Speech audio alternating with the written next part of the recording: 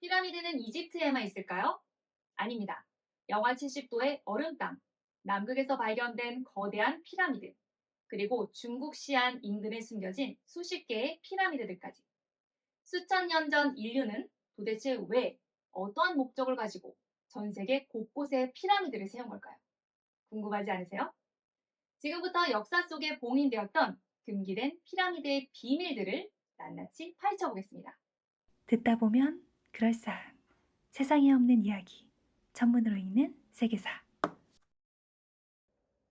안녕하세요, 솔라입니다. 빙하기와 대홍수로 문명이 리셋된 후 유일하게 살아남은 고대 유적이 있습니다. 바로 이집트의 기자 피라미드인데요. 이 고대 유적은 우리가 알고 있는 세계사를 완전히 뒤바꿀 수 있는 비밀을 간직하고 있습니다. 이집트에는 수많은 피라미드가 있지만 기자 피라미드군을 제외한 나머지 피라미드들은 본질적으로 쓰임새가 다릅니다. 후대의 파라오들은 피라미드의 진정한 목적을 이해하지 못한 채 단순히 과시용 무덤으로 건설을 했죠. 이는 대형수로 문명이 리셋되면서 고대 문명에 대한 지식이 완전히 사라졌기 때문입니다. 그런데 잃어버렸던 피라미드의 진실에 가장 근접하게 분석한 사람이 있었습니다. 그는 바로 벨기에의 작가 로버트 보발이었죠. 그는 기자 피라미드군의 배치가 오리온 자리와 정확히 일치한다는 것을 발견했고, 그 시점이 기원전 만 450년임을 발견했습니다. 하지만 치명적인 문제가 있었는데요. 그것은 하늘의 오리온 자리와 땅의 피라미드 배치가 거울처럼 대칭되어 있었던 것입니다. 보발은 이 현상을 명확히 설명하지 못했고, 학계로부터 억지로 키워 맞추기라는 비판을 받았습니다. 또한 왕의 방에 있던 통로들이 특정 별을 가리키는 천문학적 관측 통로라고 주장했을 때 정통 고고학계가 내놓은 반발은 매우 거셌습니다. 그것들은 단순히 환기구일 뿐이다. 별의 위치는 계속 변하는데 무슨 소리냐 하는 반론들이 쏟아졌고, 이에 보발은 종교적, 상징적 관측이라는 애매한 설명으로 물러서면서 학계의 공격 대상이 되었죠.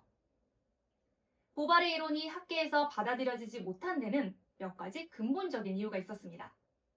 역사의 고고학을 전공한 학자가 아니었다는 점, 그리고 현재 우리가 배우는 세계사는 성경을 기반으로 하여 기원전 4000년경을 기준으로 쓰여졌는데, 이집트 지역의 고대 문명은 이보다 최소 5000년 이상 앞섰다는 점, 또한 보발이 주장했던 이론들을 증명할 수치적 완결성이 부족했다는 점으로 정리해 볼 수 있습니다. 그럼 이제 우리는 여태까지 아무도 풀지 못했던 이 피라미드의 비밀들을 하나씩 함께 풀어보도록 하죠. 먼저 기자 피라미드의 배치 문제는 보발의 주장대로 종교적인 이유가 큽니다. 하늘나라와 우리가 살고 있는 지구는 거울로 대칭된 세상이기 때문에 하늘의 모습을 땅에 그릴 때 반드시 대칭되게 그려야 되는 거죠. 또한 기자 피라미드는 나일강을 이용하여 하늘나라의 모습을 지상에 똑같이 재현한 겁니다. 그 증거로 하늘의 모습인 천문도를 피라미드 위에 올려놓으면 어때요? 똑같죠? 이처럼 기자 피라미드는 오리온 자리를, 나일강은 은하수를 표현한 겁니다. 그럼 제작 연도는 언제냐 하면 이것은 사자자리 시대의 초입 구간인 기원전 만 900년경입니다. 고대 문명들은 모두 천문을 이용하여 도시 건설을 하기 때문에 각 별자리 시대의 건축물이나 물건들이 반드시 있습니다. 그리고 기독교에서 예수님의 심볼로 물고기를 썼던 이유도 예수님이 물고기 자리 시대의 메시아였기 때문이었죠. 그래서 스핑크스가 있다는 거 하나만으로도 우리는 기자 피라미드가 언제 만들어졌는지 바로 알 수가 있는 겁니다. 그렇다면 이제 증명을 해야겠죠? 현재 기자 피라미드에는 많은 통로가 있습니다. 그런데 최초 발견 당시 외부로 뚫려 있는 통로는 딱 2개만 있었습니다. 그것도 사람의 통로가 아닌 왕의 방에서 북극성과 오리온 자리를 관측할 수 있었던 북쪽 통로와 남쪽 통로였죠. 북쪽 통로는 31도의 각으로 북쪽 하늘을 바라보고 있고, 남쪽 통로는 45도의 각으로 남쪽 통로를 바라보고 있는데요. 그 통로들의 크기를 보면 북쪽 통로는 가로 20cm, 세로 14cm, 통로 길이 71m이고, 남쪽 통로는 가로 21cm, 세로 14cm, 통로 길이 53m였죠. 이 통로들은 성인 남성의 손바닥 크기 정도로 상당히 작기 때문에 북극성과 오리온 자리가 반드시 통로의 정중앙에 위치해 있어야만 그 빛이 피라미드 내부로 들어올 수 있는 구조였습니다. 그러면 일단 먼저 학계가 주장하고 있는 기원전 2500년경의 상황을 한번 살펴보겠습니다. 그 당시의 북극성은 용자리 투반이었고 투반의 편차는 청구의 북극을 중심으로 반지름 1.2도에서 1.5도 사이로 회전을 하고 있었습니다. 그리고 남쪽 통로에는 오리온 자리의 벨트인 삼태성이 딱 들어왔다고 하죠. 0.5도의 사이즈가 보름달 정도의 크기인 것을 감안하면 투반의 위치는 북쪽 통로의 상단 부분을 살짝 걸치고 지나가거나 아예 보이지도 않았을 겁니다. 예를 들면 현재 북극성인 작은 곰 자리의 폴라리스는 0.7도의 반지름으로 청구의 북극을 돌고 있는데 기자 피라미드의 북쪽 통로에서는 보이지 않는다고 합니다. 겨우 0.3도 차이인데 말이죠. 그리고 2500년 전으로 투반의 편차가 1도 안으로 들어올 때가 2번 있었는데 이때는 오리온 자리가 남쪽 통로에서 보이지 않았었습니다. 그래서 학계는 가장 그럴싸했던 기원전 2500년경을 기자 피라미드의 제작 연도로 판단했던 것이죠. 이처럼 피라미드는 무엇 하나 명확히 밝혀진 것 없는 거대하고 미스테리한 건축물이기 때문에 현재 세계의 7대 불가 사이로도 불리고 있습니다. 하지만 여러분들은 이미 이 피라미드의 비밀을 모두 알고 계십니다. 세상에 없는 이야기 1, 2, 3편을 보셨다면 말이죠. 다시 이야기해보면 북극성의 생명과 태양의 영혼으로 하늘과 땅을 이어줄 지상의 메시아를 만드는 장소가 바로 피라미드입니다. 또한 죽은 자들의 업을 심판하고 사후세계를 관리하는 대표적인 건물이기도 하죠. 즉 피라미드는 영혼이 없는 건물이기 때문에 남쪽 통로에 오리온 자리가 위치했을 이유가 하나도 없다는 겁니다. 그렇다면 남쪽 통로에는 어떤 별이 들어올까요? 여러분도 이제 아시겠죠? 맞습니다. 그 별은 태양입니다. 고대부터 현재까지 새로운 별자리 시대가 오면 세상에는 반드시 지상으로 메시아가 내려옵니다. 그리고 그 메시아는 2160년 동안 지구를 다스리게 되죠. 기원전 135년부터 2025년까지였던 물고기 자리 시대에는 예수님이 지상으로 내려왔고 그 전 시대인 양자리 시대에는 단군이 지상으로 내려왔었죠. 여기서 예수, 단군, 환웅 등 지역에 따라 서로 다른 이름들을 쓰고 있지만 결국 그 이름들이 의미하는 바는 바로 그 시대의 태양신입니다.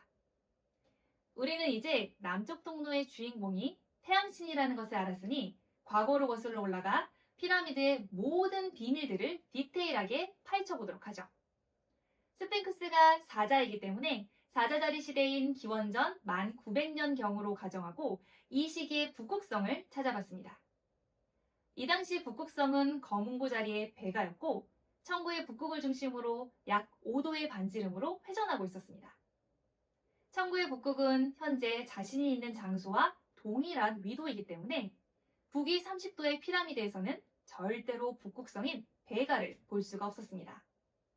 이 말인즉 기원전 1900년이라는 가정이 틀렸거나 아니면 지구가 회전하면서 발생한 멘틀의 이동이 있었거나 라는 두 가지 관점으로 유추해 볼 수 있죠. 그래서 조사해 본 결과 지구의 멘틀은 계속 이동하고 있었습니다. 현재 유럽의 멘틀이 북극점으로 빨려 들어가고 있다는 것이 명확한 증거죠. 그럼 일단 피라미드의 위치도 멘틀이 이동했다는 가정하에 북위 30도에서 북위 26.1도로 내려서 베가의 고도를 31.1도로 맞춘 다음 현재 북극점을 기준으로 0.05도 좌측 편향되어 있는 피라미드의 각도를 좀 더 틀어서 1.5도로 보정하겠습니다. 북위 26.1도와 좌측으로 1.5도 트는 이유는 중국 장안 우측에 존재하는 오리온 자리 모양의 피라미드군에서 찾아볼 수 있었는데요. 무릉, 평릉, 소릉이라고 불리며 북극점을 기준으로 모두 좌측으로 약 1.5도 틀어져 있습니다. 이 장안의 피라미드군은 기원전 3500년경 황소자리 메시아를 위해서 건설되었을 것으로 추정되며 틀어짐이 우측으로 가지 않았던 것으로 보아 멘틀의 이동이 대홍수 이후 진정되었을 것으로 판단됩니다. 틀어짐의 이유도 한번 살펴봐야겠죠? 북극성은 가장 높은 고도일 때 신의 힘이 가장 강력한 시점입니다. 따라서 가장 높은 곳에서 좌측으로 내려오는 순간 북쪽 통로를 통해서 그 기운을 받으려고 하는 것이죠. 그리고 남쪽 통로도 이와 비슷한 이유를 가지고 있습니다. 태양은 가장 높을 때 가장 강력하지만 서쪽으로 내려오는 순간 음의 기운이 더해져 약해지기 때문에 태양이 가장 강력해지는 남중고도 바로 직전에 그 기운을 받아야만 하는 거죠. 그래서 근본이 있는 피라미드들을 보면 모두 1.5도 좌측으로 틀어져 있습니다. 기자 피라미드가 원래 1.5도 좌측으로 틀어져 있었다는 증거는 스핑크스를 통해서도 알 수 있는데요. 현재 스핑크스도 정동향인 90도에서 좌측으로 0.5도 틀어져 있습니다. 스핑크스 또한 원래의 각도는 정동향에서 좌측으로 88도 지점이었다는 거죠. 엄청난 기술과 천문학적인 지식을 가지고 있던 고대 문명의 제사장들이 실수로라도 0.5도의 오차가 있는 스핑크스를 만들었다는 것은 말도 안 되는 일이죠. 이는 지구의 멘틀이 13,000년 동안 이동하면서 좌측으로 틀어져 있던 2도가 0.5도가 된 것이라고 보는 게 합당합니다. 그럼 이제 13,000년 전 기자 피라미드의 정확한 위치를 찾아내려면 경도를 알아야 하는데요. 경도를 알려면 언제 하늘에 제사를 지내는지 알아야 합니다. 경도는 날짜와 시간을 결정하기 때문이죠. 그래서 기원전 1900년경에 춘분, 하지, 추분, 동지를 기준으로 북극성과 태양의 위치를 알아봤습니다. 북극성은 최고 고도가 나오는 시점이 춘분은 밤, 하지는 일몰 직후, 추분은 낮, 동지는 새벽이었죠. 그리고 태양의 남중 고도는 춘분은 약 63.9, 하지는 약 88.1, 추분은 약 63.9, 동지는 약 41.9도였습니다. 그래서 북극성과 태양 모두 조건에 부합하는 동지를 기준으로 태양이 남쪽 통로에 들어오는 날을 계산했고 그 일자가 11월 5일과 2월 7일 정오에 남중고도 48도에 위치한다는 것을 찾아냈습니다. 48도를 설계한 이유는 태양이 48도의 남중고도에 오르기 직전 178.5도의 지점에서 45도의 각을 가지고 있던 남쪽 통로에 강력한 태양의 기운을 받기 위한 유일한 방법이기 때문입니다. 자, 그럼 11월 5일과 2월 7일 중 어느 날이 특별한 날인지 답이 나왔죠? 바로 2월 7일경 음력 설입니다. 새로운 시대의 태양이 새해를 기점으로 북극성의 생명과 태양의 영혼을 받음으로써 사자자리 시대의 메시아가 탄생했던 거죠. 자, 그러면 2월 7일에 메시아가 어떻게 탄생하는지 시간대별로 알아보자고요. 2월 7일 새벽 3시, 가장 어두운 시간. 새로운 메시아는 왕의 방에 있던 석관에 입강합니다. 새벽 4시 30분에서 45분 사이 북극성인 베가가 31.1도를 찍고 좌측으로 하향하면서 북쪽 통로에 쇽 하고 진입하여 북극성의 생명이 왕의 방을 비추게 됩니다. 그리고 메시아의 몸에 북극성의 생명이 들어가게 되는 거죠. 1시간 후인 5시 45분부터 6시까지 정동향 좌측 88도 지점에 사자자리의 머리부터 떠오르고 사자의 심장인 레골루스가 뿅 하고 나옵니다. 이때 88도로 틀어진 스핑크스의 심장과 레골루스가 일직선으로 정렬되면서 사자자리의 기운이 스핑크스를 타고 왕의 방에 있던 메시아에게 들어갑니다. 그로부터 약 1시간 뒤 사자자리를 빛으로 지우며 태양이 떠오르기 시작하고 11시 45분 방위각 178.5도일 때 남쪽 통로에 태양의 영혼이 들어서며 왕의 방을 환하게 비추게 됩니다. 이로써 석관에 있던 메시아는 북극성의 생명과 사자자리의 기운, 태양의 영혼을 모두 받게 되는 거죠. 피라미드는 모든 절차가 끝난 후 왕의 방에 있던 북쪽 통로와 남쪽 통로만 놔두고 나머지 통로는 모두 막아버립니다. 이유인즉 사자자리 시대의 메시아는 오직 한 명이었기 때문이죠. 자, 마지막으로 13,000년 전 기자 피라미드의 위도와 경도를 찾아서 현재 멘틀이 이동하고 있는 방향과 같은지 확인해 보겠습니다. 경도는 크게 중요하진 않지만 위도와 날짜, 시간을 기준으로 계산해서 나온 좌표는 북위 26.1도, 동경 29.5도 지점입니다.